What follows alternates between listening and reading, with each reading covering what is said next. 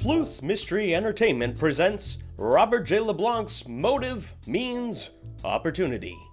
Brought to you by Maine Repertory Theater, the home for original comedy. And by Somerset Abbey. So much more than just music and comedy, it's an experience. Tonight's episode, The Invitation.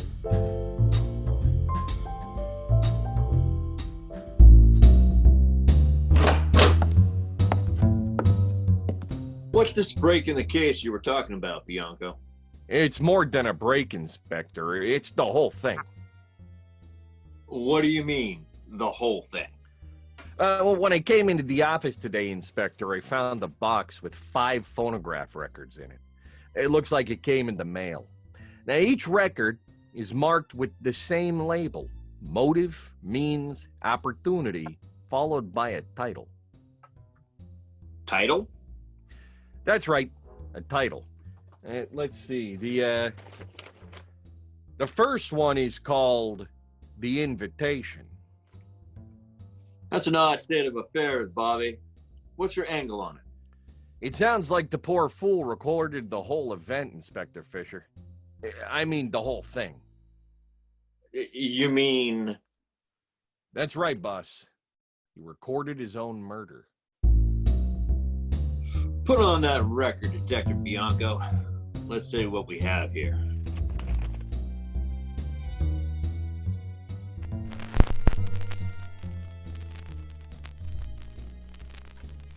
Ladies and gentlemen, thank you for listening. I am Frederick Locke, owner of Locke Industries and quite possibly the richest man in America.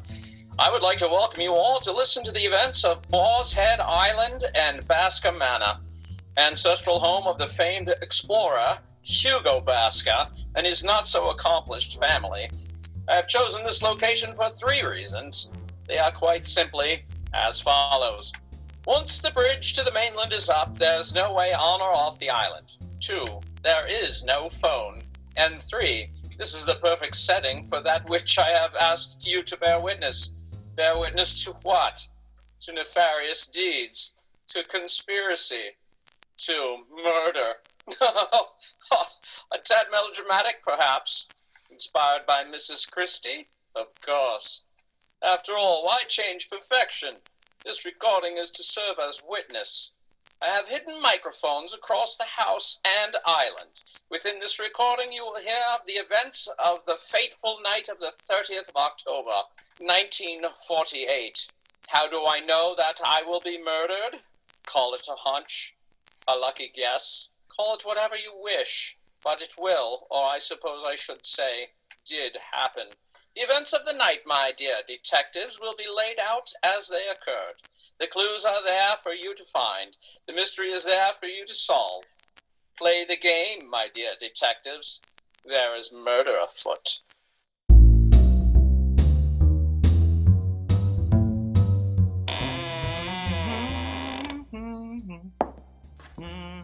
Hello. Oh, I'm so sorry. I did not mean to startle you. Are you okay? What are you doing sneaking up on a person like that?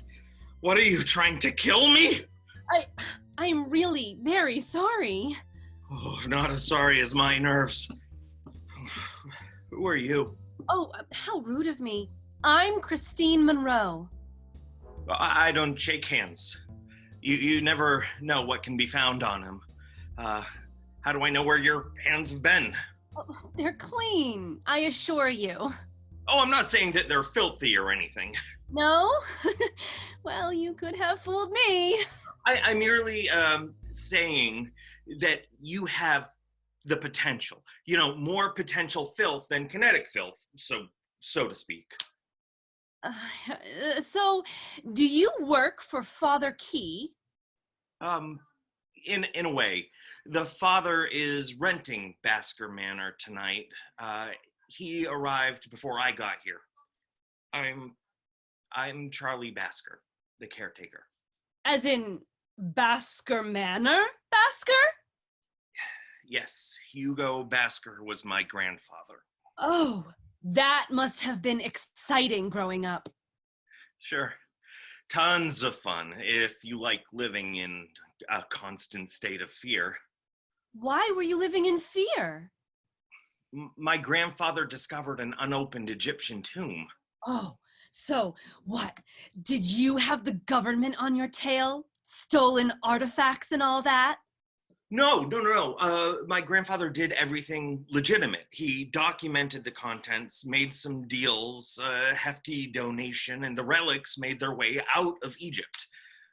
The problem was, so did the curse. A curse? Like the one that was on King Tut's tomb? Well, yes. My grandfather didn't believe in the curse. He said it was just some ancient superstition. So he packed up the treasure and brought them here. 2 days later, a fire started in the old servants' quarters. 9 were killed, including my grandmother. 4 months later, my grandfather died on a safari. He was bitten in the ass by a deadly ass. Excuse me? No, I mean he was bit in the ass by never mind. After my grandfather's death, my father gained his fortune and managed to squander the whole thing. He eventually lost the artifacts to a dealer from the Locke gallery. Oh, well, you must have been relieved. The curse was on the artifacts, right? Yeah, I thought so at the time, but that didn't stop it from striking again. Some say my father killed himself. Others think he slipped and he died in a freak accident. I know different. I know the truth. The curse. Yes, the curse. Whether it had help or not, I'm not sure. All I know is I'm next. When my father died, he left me this house, and with it, the curse. Oh, I'm sorry. That's terrible. Sure. Living in this big house all by yourself? Sounds like torture. Oh, you startled me. Well, another guest. This is getting interesting. I'm Christine Monroe, and this is Charlie. I take it you're not Father Key. No, I'm Max Parker. Christine, Charlie. Charlie, huh? Hey, have we met? You look familiar. No, you must be mistaken. Are you sure? I could have sworn I saw you somewhere before. No, I'm sure. I don't get out much, like, ever. Oh, it's probably from the paper or TV. Charlie here is a basker. Basker, huh? As in Hugo and Nigel Basker? Yes, he was my grandfather. Nigel was my father. Nice kid. I'm impressed. I never knew Nigel had any kids. Other than opening up this place for renters, I rarely ever go out. Things happen to you when you're out. You're a strange one, kid. I read a lot about that tomb your granddad found. There was supposed to be some kind of curse with it, right? Still into the supernatural, Max? Well, let's just say I like a good story. Abigail Bancroft. Aren't you a sight for sore eyes? Oof. And still just as radiant. Oh, you do know how to charm a girl. Still working out, I see. Here and there. Maxie, baby, you can drop the flattery. I'm out of the business now. Ever since that living heart donor partner of yours sent me up the creek. Former partner, Abby. I was in the pen when that happened. You know I had nothing to do with it. I tried to run it clean, which is tough to do when you don't have access to the books. It wasn't my fault that his accountants was slicker than a greased snake. I take it you two know each other. Sure do, sweetheart. Max and I go way back, all the way back to the Canary days, back when our lives meant something. Max was my very own Rick Blaine. Like they say in the movies, women wanted him and men wanted to be him. Don't listen to a kid. I was just a bum trying to do a job. Nonsense. He was the manager of the Blue Canary, the hottest club around. I was the word in entertainment. One article from me could make or break you. I'm Abigail Bancroft, former star maker, and you are? Christine Monroe. And this is... Charlie Basker. Sorry about your dad, kid. Nigel was a good man. You knew my father? Sure did, sweetie. We did some research together on this book he had from India. Yeah, your father was a good man. Very good man. Flexible. I see you haven't changed one bit. Well, well, well. If it isn't Amanda Locke. Forgive me if I don't get all a flitter. Well, where is he? Who? You know who. Your charming hubby. Trust me, sister, wherever there's smoke, there's fire. If you're here, he can't be too far off. Abby's got a point there, Toots. Your old man's the last person I want to see right now. Relax! Max, he's nowhere near here. The last time I knew, he was off to Chicago for some takeover. I'm here for other reasons. I hate to interrupt, but perhaps we should move into the lounge. It's drafty in here. People can catch their death with drafts. Is there liquor in the lounge? Of course. Well then, what are we waiting for? Now, Amanda, you mentioned that you were here for other reasons than your husband. Might I ask what those reasons are? Reason, not reasons. And of course you may ask. I'll even answer. I have a meeting tonight. Let me guess. Father Edward Derrick Key. That's right. How did you know? I got one, too. A letter from him saying to meet him here. Said he had some information about the fraud of the Canary. Well, isn't that something? He sent me a note, said that he had a story for me. Something huge about Locke Industries. Said if I broke it, it could resurrect my career. You ever met him? No, never have. Me either. And from the question Miss Monroe asked, so, Christine Monroe, what? Letter? Phone call? Neither. I was hired through an agency I work with. Actually, I was specifically asked for. He told the agency that he knew my mother Rose when she was an executive. Rose Monroe. That's right. Used to be in the upper ups of business. Yes. Wow, what a small world. Did you know my mother? Yes. Well, we both did. Abby and I knew her from, well, I guess before you were born, from back in the old club days. Wow, I miss her.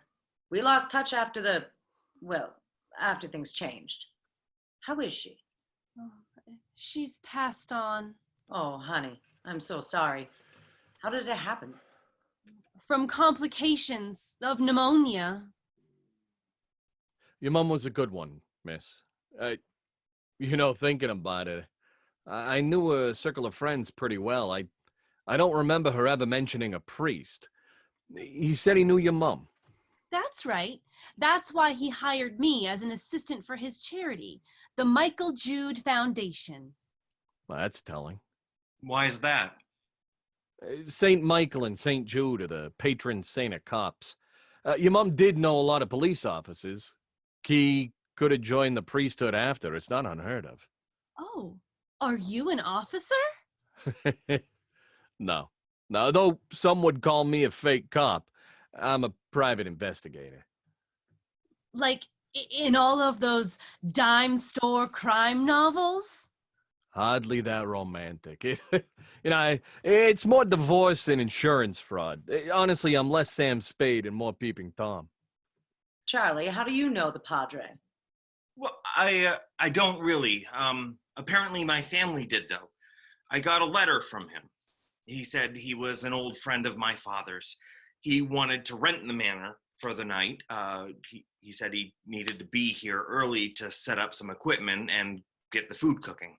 So I arrived early to unlock the place and let him in. And did you meet him? No. I unlocked the doors and then returned to town for some supplies. Well, that only leaves one other person. Mrs. Locke? I received a letter from the father. I never met him. A letter about what? I'd rather not get into it. It was about the accident, wasn't it? Accident? Her lover died in a fire a few months ago. The police found him tied up and launched an investigation. Turns out he was an escape artist who was practicing a new routine. Seems the new knots he tied were just a little too tight. He knocked over a candle while struggling to get out of the house, and it burned down around him. You always were too nosy for your own good. Hey, it's my job. No, it was your job. The best thing Frederick ever did was to kill your career. Really? I thought the best thing he did was buy you that new nose. What? No, really, it's doing wonders. You little witch. I'm a witch. Honey, I wasn't the one who watched a farm girl drop a house on my sister. Okay, that's it. You're dead. Hey, stop it. This isn't the time or the place. Amanda's here. Like it or leave it, it's done. Now, as long as she's the only one from a little family unit to show up, things will be fine, right? I can assure you that my husband is not here. Trust me. I saw him get on the plane myself. All right. I can deal with her for now. As long as her husband isn't here. I mean, that's key, right? Right. Key. Father Key. Key. Oh no. I got it. Got what? Frederick is here, or will be. What? Oh, I knew she was lying. I wasn't lying. I watched him leave. Trust me, if he knew I were here, he'd... well, I don't even want to think about what he'd do. She's telling the truth, Abby. She did watch him get on that plane. That's because he made her think he really did leave. He played her. Hell, he played us all. I'm not really sure what you're talking about, but you are beginning to scare me. Don't you think all of our connections are just a little too coincidental? No. Coincidences are like hazards. The world is full of them. Maybe. But I think this is orchestrated, and I'd go so far as to say that Father Key isn't the person who invited us. Even though we all received invitations from him? Well, yes, we received invitations from someone calling himself Father Edward Derrick Key. That name, plus the connections, gives it all away. What? Okay, Charlie, he said that he was an old friend of your father. He told me he had information on the Canary. Told Ms. Monroe that he knew a Mother Rose. That's right. Abby, he told you that he had a huge story for you about Locke Industries, right? And Amanda, if I'm not mistaken, that letter said he had information about your lover's death. Well, yes, that's true. There's only one other person that I know of that has those connections. And he gave us the biggest clue. He told us his name. I really don't follow you. Father Edward Derrick. His last name is the Key. Get it? You're on your own with this one, Max. Oh, okay. What does a key open? A lock. Right. Now, if we look at the rest of the name, FR is the abbreviation for father. E, the abbreviation for Edward. So F-I-E, Derrick, and a key opens a lock. Put it together and you have Frederick. Locke. Oh, very nice, Max. You always were good at puzzles, except that little tax one we had. The game is afoot. Let the entertainment begin. What are you up to, Frederick? Oh, my old thing. I was bored and figured that it was time to do a little gambling. What are you getting at, Locke? Still direct, I see. Good. Means you might win. Then again, that would mean I'd lose. Well, that's part of the game, isn't it? One of you is missing. Oh, well, never mind. That just means that the game is a little more in my favor. What game are you talking about, Freddie? Name calling, Amanda? Aren't we over that now? Snooky Poo? or as I like to call you, wife number 6. You son of a bitch. So accurate, and yet you never met my mother. So what's this game you're talking about? I can't believe you're playing along with this. Call me curious. It's the reporter in me. Ah, good girl. And after all I've done to you, actually after all I've done to all of you, which leads me to why I invited you all here tonight. I have been the means of your downfall. If it wasn't for me, I'm sure all of you would be happy, well-adjusted members of society. Well, except probably Charlie. We are here to talk about morals. You moral. Max, you hurt me. I have morals. They're just a little more fluid than the common man on the street. Besides, true morality in big business is an occupational hazard. I have made my fortune by stepping on the meek.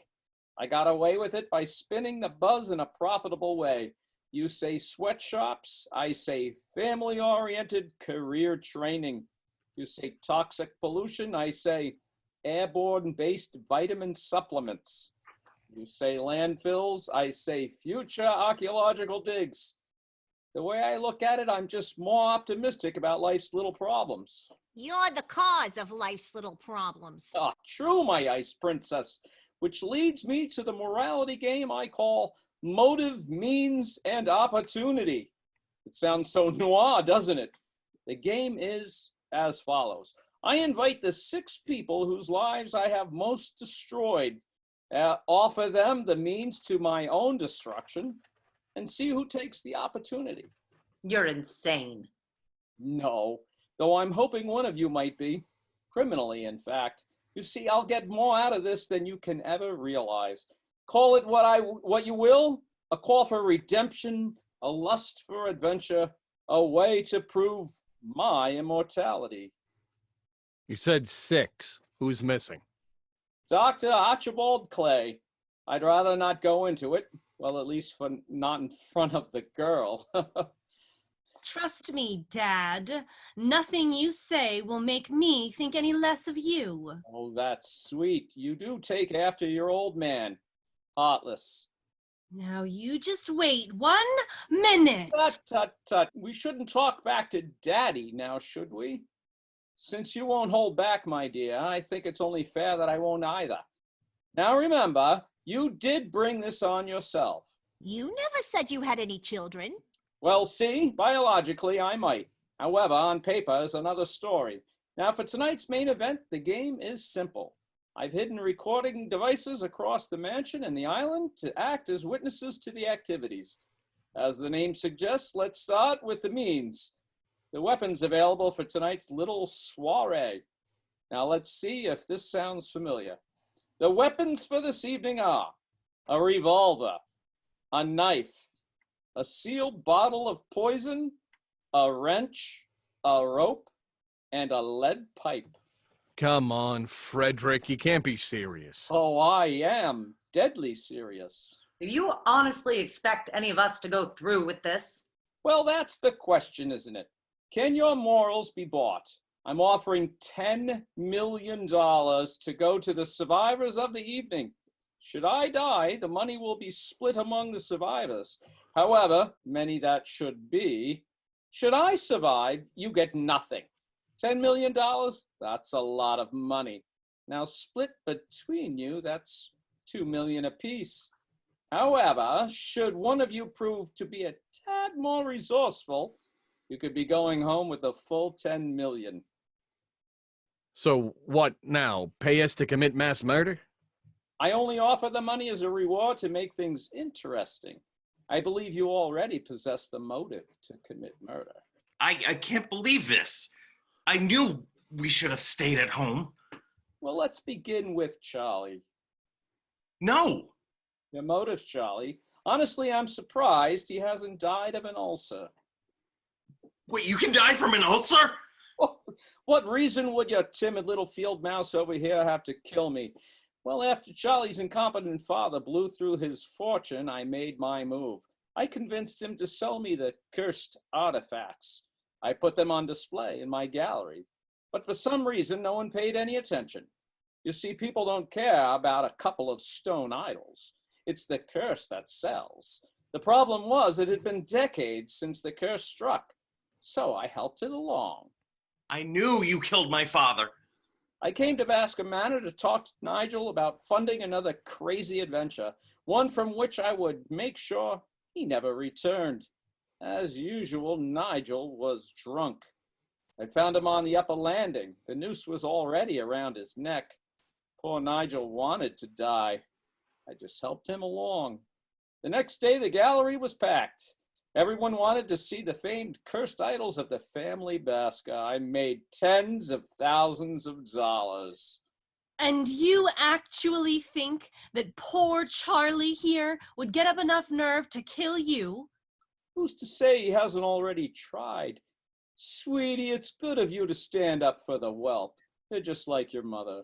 I should say, your late mother. As I am sure you have all deduced, Christine is my illegitimate daughter, though you'll never find any document to prove it. So why would a daughter want to kill her dear old father? Her mother, Rose, was an executive in my company, Locke Industries, a rare position for a woman during the Depression. But she was very good at what she did. The best, in fact. She was also my mistress. That is, until she got pregnant and refused to give up the girl. Such familial ties were unacceptable. I fired her and made sure she'd never work again. You heartless monster! Why didn't you just get a blood test? Rose demanded one. I agreed and paid off a missing doctor to produce a negative result. From what I understand, Rose recently died of complications of pneumonia. Pity, but what can you do? If I'd only known what a monster you were, I never would have married you. What's funny is that you actually believe that people think you married me and not my money. If you love me so much, why did you need Enrique? Go to hell! I've been there ever since the day I married you. Now, what would be the motive for my future late wife? I found Amanda dancing in one of my clubs. I took her into my life, and how does she repay me? By betraying me with a 2-bit cognac. He claimed to be the greatest escape artist known to man. He was so great, he should have been able to get out of the knots I'd tied. The fire was just an added bonus. And speaking of added bonuses, Amanda recently presented me with divorce papers, which just for fun, I will not sign. I figure we can suffer together. Very Shakespearean, don't you think? I really hate you! Oh, and I really hate you too, Snookums. You do realize you just admitted to 2 murders in front of a reporter, right? Still living the dream, Abby. Your perseverance is astounding. Why would the once infamous Abigail Bancroft commit murder? There was once a time where a review from Abigail would guarantee either success or failure for a business. She was the one who dictated what was the talk of the town. All of that changed when she decided to do a story on me. She delved into my more covert business practices and called for a boycott of all my clubs and products. You can't stop free speech. True, but you can stop its distribution. I purchased every magazine and newspaper that ran her column. Within 1 month, she couldn't get a job writing ads for a play setting in an automat. From what I hear, she's desperate for money. I figure of everyone present, she's the most likely to take the cash and commit some of that violence. The last but not least, our own Max Parker. Now, why would he commit murder? Max was the former manager of one of my clubs, the Blue Canary. I was using it as a place to launder some questionable funds. Max was always brilliant at deduction, but he never caught on. When the feds came knocking, everything was in his name. He spent 5 years in the pen for a crime he didn't commit. When he got out, he couldn't get a job anywhere. After all, who wants to hire a felon? I think you underestimated us, Locke. With what you admitted here tonight, you could be put away for life. Not only would we be able to ruin you, we'd be able to do it legally. For that alone, you can keep the cash. Max is right. I'll kill you for nothing. Give me that gun. Now, wait a minute. We're better than that, right? We are? Max, he's literally asking for it. That's it. I'm leaving. Actually, you can't. Not for a while, anyway. The bridge is up. So, lower it. He can't. None of us can. Once it's up, there is no way off. The bridge operator isn't supposed to raise it when there are people on the island. I mean, I don't know why he did. Oh, I don't know. I wonder if that 50 grand I gave him had anything to do with it. So you have us captive. What now? Now we play. So what, we just wait for one of us to get bumped off? No, I would suggest you all head to your rooms upstairs. They are just before the parlor and are clearly marked. We'll return here once you get your things in order. Until then, do take care. Fine. We'll go to our rooms, but we all stick together, right? Are you sure of that, Max? What other choice do we have? I figure as long as we travel as a group, we'll be safe. Let's go. You've listened to Sleuths Mystery Entertainment's production of Robert J. LeBlanc's Motive, Means, Opportunity, Episode 1, The Invitation. Brought to you by Maine Repertory Theater, the home for original comedy, and by Somerset Abbey. So much more than just music and comedy, it's an experience. Tonight's broadcast featured Brian Files as Inspector Brian Fisher, Bob LeBlanc as Detective Bobby Bianco and Max Parker, David Hanright as Frederick Locke, Nate Greene as Charlie Basker, Marie Stewart Harmon as Christine Monroe, Molly McGill as Abigail Bancroft, CARLAROSE DUBOIS as Amanda Locke, and I'm your narrator, Steve Corning. The music used in this episode was Hard Boiled and Fast Talkin' by Kevin MacLeod. Both compositions are used under extended license. To review these songs or the rest of the catalog, visit filmmusic.io. Join us next week for part 2 of Motive Means Opportunity, The Game's Afoot. And remember to play along at home. See the instructions in the description for details of how you can ask questions of our suspects directly, gather clues, and see if you can solve the mystery.